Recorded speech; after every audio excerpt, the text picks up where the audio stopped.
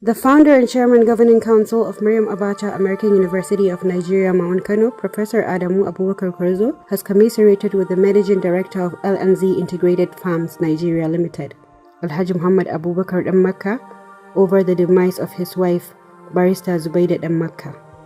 Barrister Zubaida Dan Makka, who was a former commissioner for the Women Affairs under the first tenure of the immediate past government, Abdullahi Umar Ganduje, died in Abuja after a brief illness on Saturday, the 22nd of July 2023.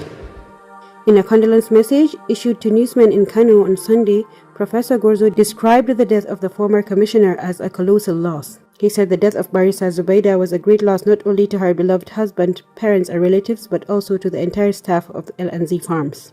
On behalf of the management of Maryam Abacha American University of Nigeria, I wish to extend our condolences to her husband, relatives, friends of the deceased, as well as the staff of L&Z Farms, Professor Gwarzo said in a statement. He prayed to Almighty Allah to forgive the deceased her shortcomings and grant her Jannatul Firdaus.